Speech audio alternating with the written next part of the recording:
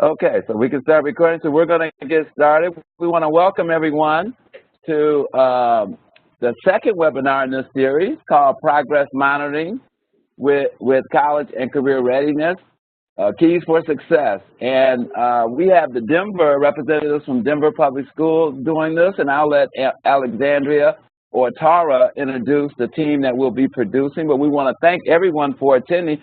I just have one brief little thing I would like to do because we really want people to go to the community of practice. There are a lot of really great resources that are for teachers, administrators, and for the community.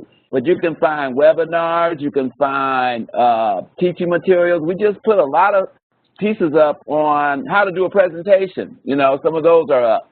And also you'll be able to get in touch with, link to the previous webinars that we've done. But we really encourage you to participate in that. As you can see, the link is, maybe it's not, I thought I was sharing my screen with you. So let me share my screen so you can just see it right quick, and then we'll get started. I know it's really great that you guys are joining on a Friday afternoon, so that's really interesting. So this is a community of practice. And as you can see, there are a lot of opportunities and resources to participate. We're going to be doing a series, you know, in the next month about Ask the Expert on different questions related to early college. Okay, so without further ado, we're going to transfer, and let me just say before we go any further, this is being recorded. So just to let everyone know that, and at the end of the webinar, it'll be posted on the community of practice for you to also see it again if you like. You know, but I'm going to, the way we do this, we're going to give control of this webinar to Tara and her team, and then we'll get started. Just give me a second. We have to go through a few changes here.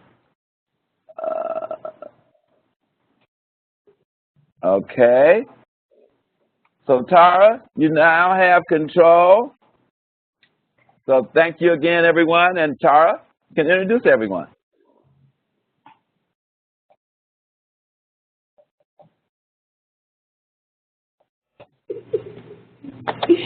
Thank you, Cesar, for organizing this webinar and for getting us started here today. We're very excited to share our work around how we progress monitor for college and career readiness as part of the Early College Expansion Project here in Denver Public Schools. As we prepare for today's webinar, there are just a few logistical items we'd like to review. Please mute your microphone so the background noise is limited. There will be question and answer times throughout the webinar. Please don't hesitate to ask any questions. Alexandra, that's myself, will be collating the questions, so please type the questions into the chat bar and direct them to Alexandra. For those who may not be familiar with this WebEx protocol, the chat is on the top right, and you'll see kind of a little talk bubble, and the chat box is on the bottom right. There's also a note catcher for this session in the supporting resource document that's also found on the COP. Please feel free to download this note catcher and use it in today's session if you like. If you're going to be turning this webinar over to a colleague, they can also download that note catcher and use it as they view the webinar after it's been recorded. As we get started today, we're going to take a minute and just think about this Mike Schmoker quote about data. Things get done only if the data we gather can inform and inspire those in a position to make a difference. We're asking you to think about the benefits and drawbacks of making data meaningful in your work. And if you like, don't forget there is a session note catcher if that's helpful to you.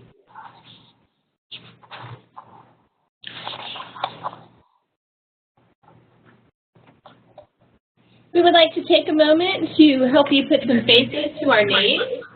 I'm Melody Brinster. I'm one of the early college instructional coaches.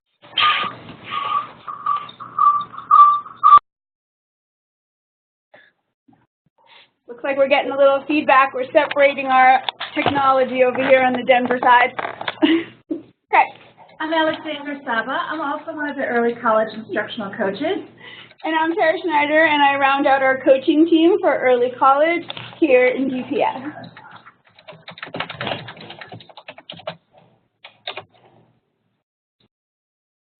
The outcomes of the session today are that participants will understand how the Denver Early College coaches created the keys for success to expand our vision of college and career readiness.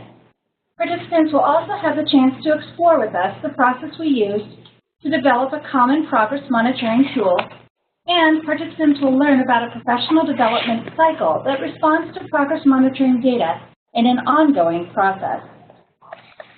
I'm going to turn this over to Melody to facilitate the first section of our webinar today. Great, so to get us started, we're going to be talking about how we expanded our vision to create the keys for success. Last spring, we were reflecting as an early college team about our successes and challenges for the year. We had spent the past 2 years collecting site-specific data in 15 different buildings on many different indicators and felt it was the right time to reapproach our progress monitoring cycle. We really wanted to increase our team capacity and collect uniform data across all early college grant schools.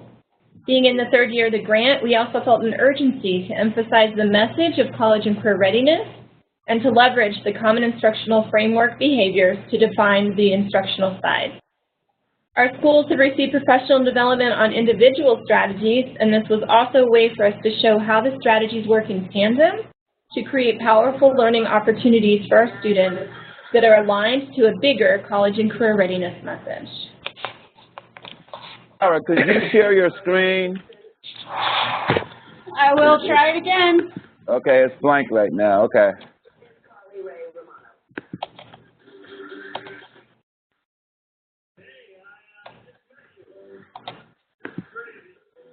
Did it come up that time?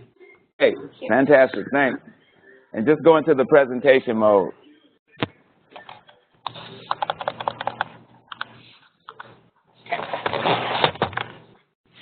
Okay, so continuing with expanding our vision, after we dove into college readiness research and other jobs for the future projects like Students at the Center and Deeper Learning with the William and Flora Hewlett Foundation, we started to notice some recurring themes. The research indicated that students needed to internalize these 4 key ideas: academic mindset, ownership of learning, collaboration and communication, and thinking critically. So for the purposes of our work and for our data collection, we organized our data into these 4 buckets to help define what we meant when we said we were looking at student progress toward the instructional side of college and career readiness.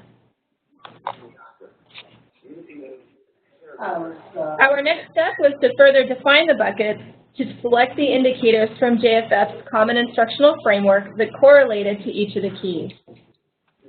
We sorted the 5 strategy indicators for classroom talk, questioning, writing to learn, collaborative group work, and scaffolding into these categories and then prioritized them according to which behaviors were most observable, meaning that we would be able to see evidence of the behavior during our walkthroughs.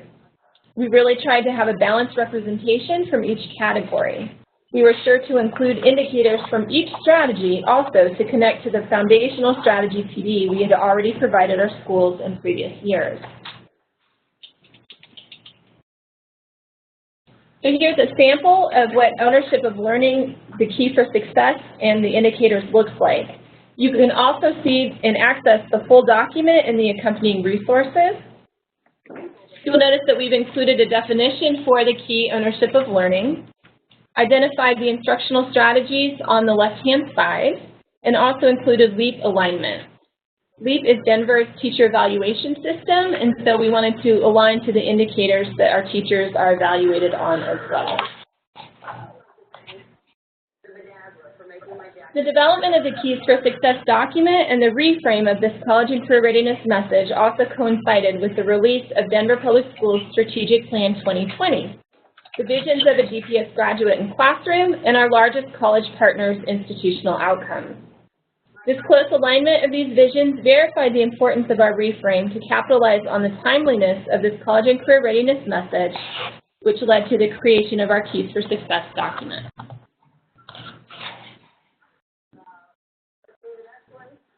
So if you have any questions about how we created the Keys for Success, you can direct those now to Alexandra Saba. We'll be happy to take a few moments to answer those questions.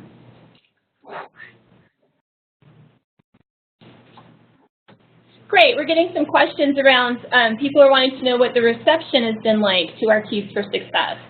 And overall, we want to say that this reception has been really positive. I think people have been really excited to see how we've been able to define college and career readiness on the instructional side. Some of our schools were a little slow as they got used to this shift and reorganization of our work around bigger buckets because they were used to seeing us do PD just on like writing to learn or classroom talk, and we kind of reframed around a bigger college and career readiness message. Okay, we're also getting some questions on how we chose and narrowed down to 15 behaviors for our Keys for Success.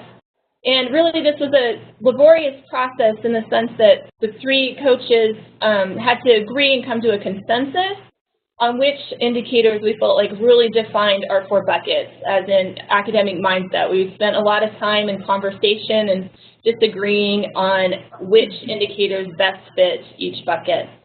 We wanted to make sure these indicators were observable also, and in order to test that observable status, we did some practice runs where we would go into classrooms and use the tool until we really felt like it was fine. The building, I need to the office, I need Shalimar. Thank you. Great, thank you. And we just want to take a second to remind everyone to make sure your microphones are on mute. Thanks so much.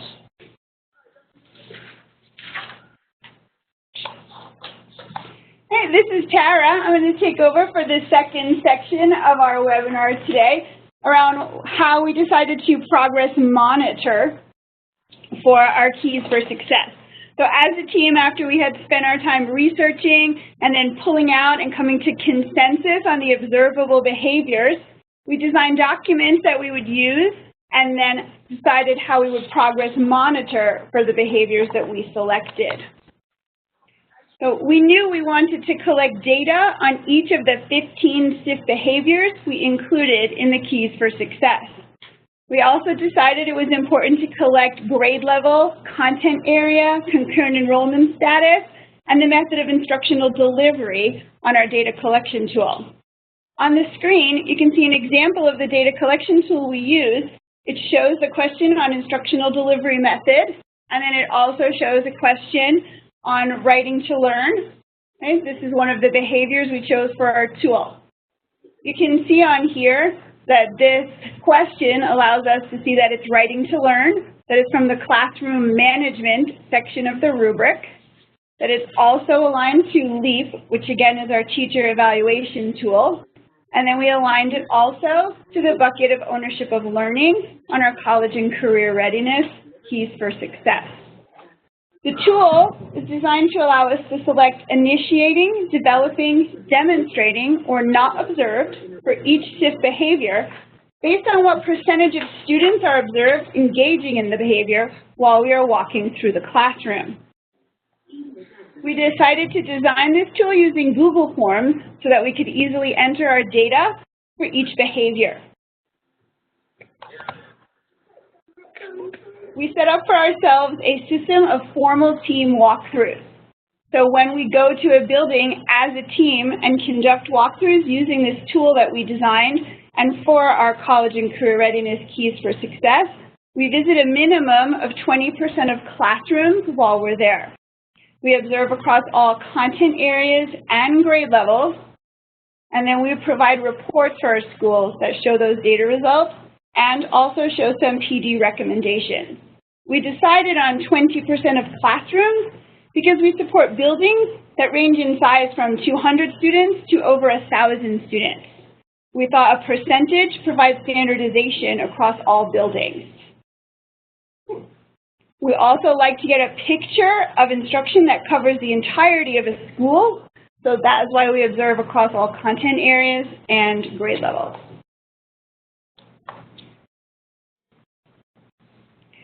Using the Google form to collect our data allows us to provide schools with an analysis of the data that's comprised of charts and graphs. If you're familiar with Google Forms, you can hit Summary of Responses, and it shows you beautiful charts and graphs for the data that you've entered. You can see an example of these on the slide. These charts and graphs allow our schools to easily view the actual data we collected on our walkthroughs. Okay, we do provide this actual data alongside the reports we compose for our schools.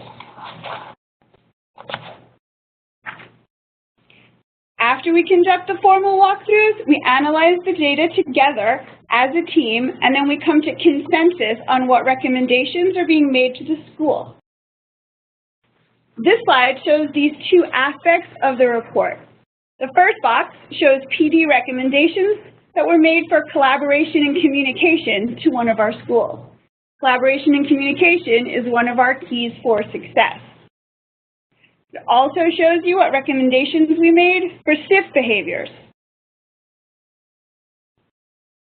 The second box shows a breakdown of the data for a particular key for success.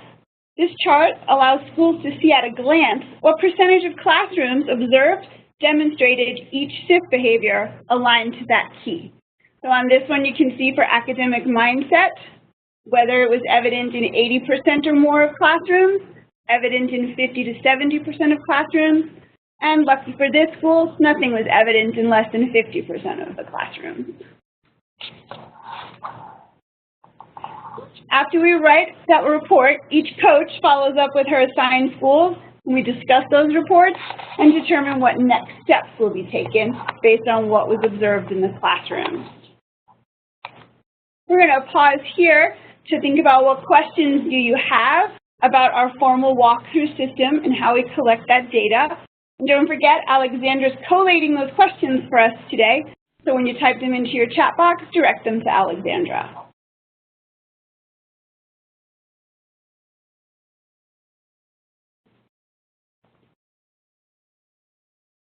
Looks like we're getting some questions around how well our schools receive the reports. Okay. So I think this goes back to a little bit what Melody was saying in the beginning, that some of our schools were very quick to take our reports and implement our recommendations, and in other schools that was a little bit slower, and they were took them a little bit longer to come around.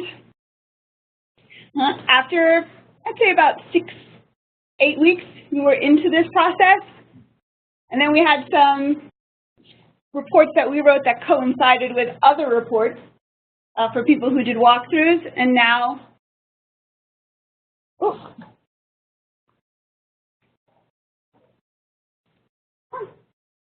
we're also getting some questions on how we got our walkthroughs to mesh with LEAP. This is a great question, and for anyone who doesn't remember, LEAP is our teacher evaluation tool here in DPS. 3 years ago, when we first started the grant, we did a crosswalk between LEAP and the Common Instructional Framework. So we have already been previously aligned from the early college strategies to our LEAP framework. I just want to add that when we do our early college team walkthroughs, we go in with a non-evaluative lens. So while we're aligned to the LEAP evaluation system, our data that we provide our schools and our teachers is from a non-evaluative stance. So we also have a couple of questions around what next steps do we take after the analysis of the data. So we write the reports for our schools and make our PD recommendations. We provide that to the schools, we meet with them, we talk about it, and then we have a cycle, and that's a great question for us to transition over to Alexandra. She's going to take us through our cycle of what happens with professional development. Hey, good afternoon, everybody. This section is called Putting It All Together, and we look at different pieces of our progress monitoring and reporting cycles, and how these pieces are going to impact professional development is what we're going to cover next. At the beginning of the year, we met with school leaders and school leadership teams to continue or begin conversations about professional development, coaching, data, and progress monitoring with the keys for success. The professional development we provided for introductory PD sessions covered the keys for success, the DPS vision of a classroom, and vision of a graduate, and the demonstrating student behaviors. Additionally, this PD provided the foundation for our work this year with the keys for success, our new walkthrough tool, and the college and career readiness behaviors. We also use these PD sessions as opportunities to increase buy-in around college and career readiness systems and structures in each of our buildings, especially as we're beginning conversations about sustainability. During formal team walkthroughs, the early college instructional coaches utilize the walkthrough tool to gather student behavior, the same indicators from the SID. So you can see on this slide here that the walkthrough tool is question number 6, and that comes from the ownership of learning behaviors that we pulled out for the keys for success. I'll talk a little bit about that in just a minute. Our method for team walkthroughs is to visit the classrooms together, review our findings, norm the data, and enter one set of walkthrough data answers on a single room visited. Sometimes we will also find the opportunity to view the beginning, middle, and end of a teaching session by splitting the coaches up and walking through rooms on our own. Again, we norm the data in these conversations and enter one set of formal responses per classroom visited. The walkthroughs we conduct as individual early college instructional coaches in tandem with school leadership personnel are informal walkthroughs in the sense that the data gathered from these sessions is not entered into our team data tool. Informal walkthroughs may happen monthly or bi-monthly at a site and may include a few classroom visits, but not necessarily 20% of the building.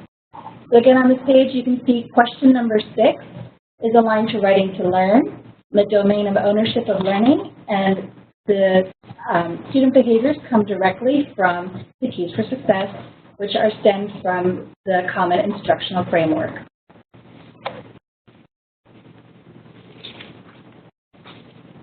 After our introductory PD sessions, we start the cycle. As part of our data cycle, we utilize the walkthrough data and the subsequent walkthrough report to co-plan professional development modules that best suit the needs of each school site. Additionally, as we notice trends in the data across schools and networks, we have been working on PD modules that can be utilized at multiple sites and also act as a turnkey PD for the on-site facilitators to share with their coaches.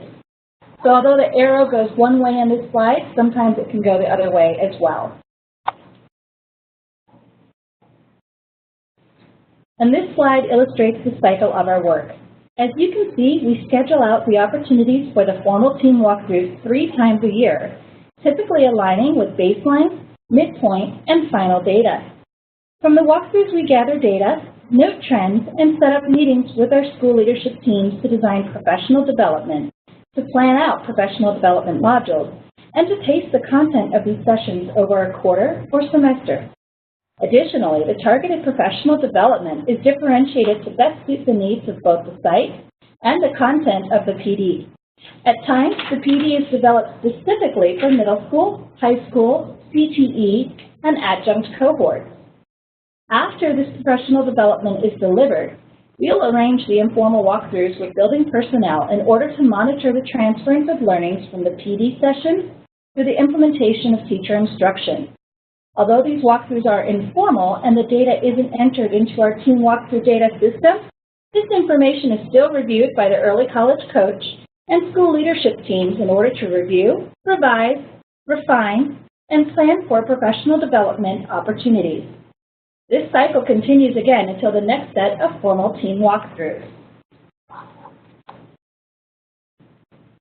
This year, some professional development options that we've provided for our schools have been differentiated and have included sessions on academic and growth mindset, communication and collaboration strategies, and assist strategies as they are aligned to instructional rigor.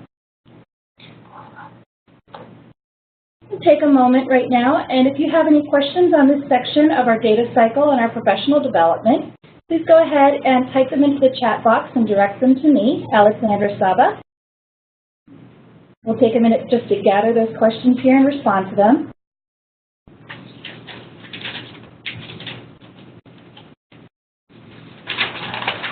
Okay, we're getting a couple of questions coming in. One is, how long does it take to walk through 20% of a building, enter and analyze the data, and then write the report? In order to run the full walkthrough, depending on the site and depending on how many classrooms you're visiting, it may take us 2 to 3 hours per site, and then possibly 2 to 3 hours to analyze the data and write the report. Because as we analyze the data and enter it into the Google program, to go ahead and give us those charts and graphs. Then we turn that around and do a specific report for each school. Another question about how responsive schools have been to the reports and recommendations. The response has varied depending on the school's ownership of the process. Those schools that have the greatest success of implementation are the ones that have been very responsive to our reports. And the turnaround time for schools to do PD based on the recommendations, typically 1 to 2 weeks out to plan and perhaps 2 to 4 weeks out to run the PD.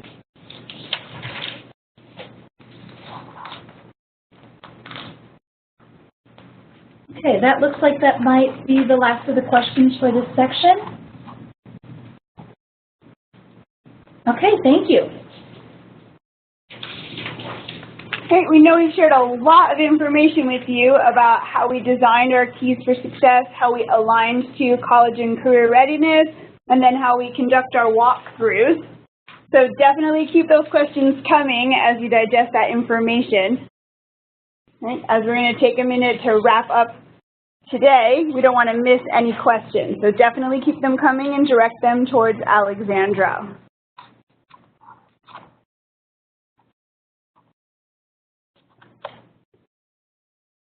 Okay, we do have some next steps that we're working on as a team. So as we approach the end of this year, we have a next step around what can we do with all this data that we've collected. One of our goals was to collect uniform data across our buildings. So we're working on how we can use that data on a larger scale. Right? Once we merge all that data together, we'll have a picture of what the early college expansion project looks like across all of our 15 participating schools. This will allow us to identify what trends exist across all the schools, and that can help us prepare larger scale PD sessions that would address any potential gaps, and it will also afford us the opportunity to have large scale celebrations where there are areas of success. Another next step is working with our school leadership teams to use the data they have been provided to develop visions for the final year of the grant and to craft sustainability plans for the future. And additionally, we're also working with our school leadership teams to link changes in instructional practice of teachers to the effect it has on student achievement as we prepare all students for college and career readiness.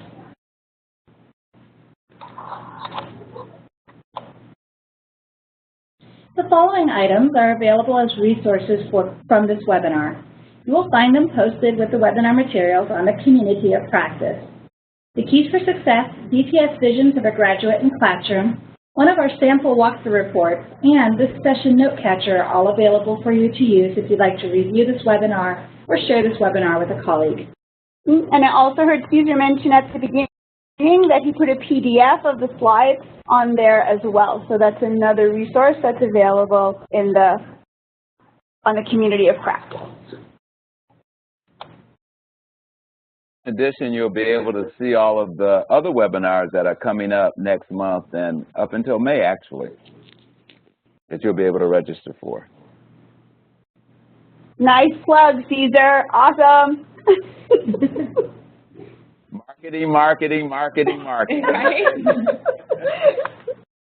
Well, we'd love to pause here for a moment and just see if you have any lingering questions that we might be able to answer before we wrap up our webinar on progress monitoring for college and career readiness. I have one question. Yeah.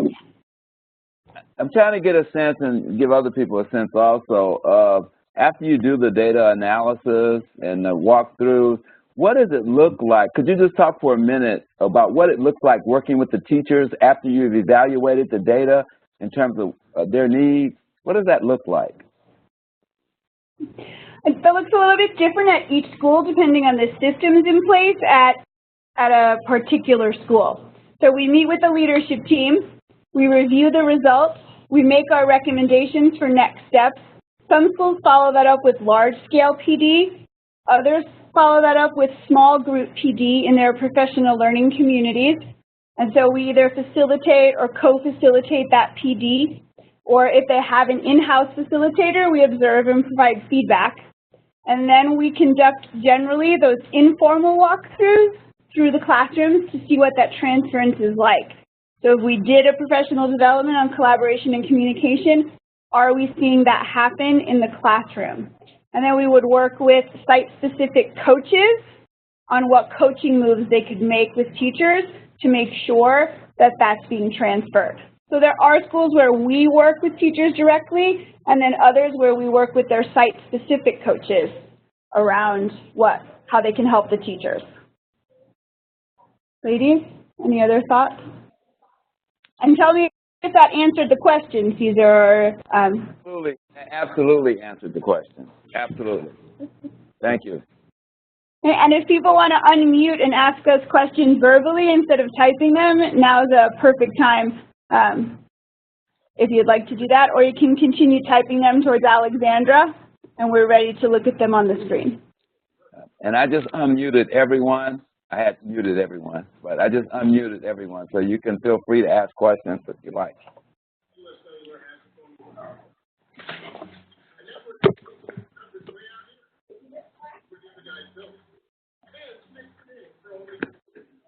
Okay, maybe I should have kept it muted, huh? No. No worries, and it's okay if there are no additional questions. You can also feel free to email us if you think of something later. We also would like to ask for your help in getting some feedback from our webinar today. If you could please respond to our email, we will be sending out an electronic feedback form for you to respond to us with. We want to just take a moment to say thank you so much for attending our progress monitoring with the College and Career Readiness Keys for Success webinar, straight from sunny Denver. Thanks so much. Thank you. And thank all of you guys. You guys did a fabulous job. And as they said, the webinar, the PDF will be posted, and they have a lot of resources already attached to this particular presentation. But you will also see the recording. And I will send the recording to you guys once I get it, Tara and Alexandria, and so that you can feel free to distribute it also. But we want to thank you again for attending. If there are no last questions, that's really it. I sent everyone the link to the COP. My name is Cesar. If you have any questions, you'll find my name on there also. Feel free to email me. So if there aren't any other questions, we want to wish everyone a happy Friday and a great weekend. Thank you again, Denver. You guys did a fabulous job. Thank you, Cesar. Happy Friday. I know that's right. Take care.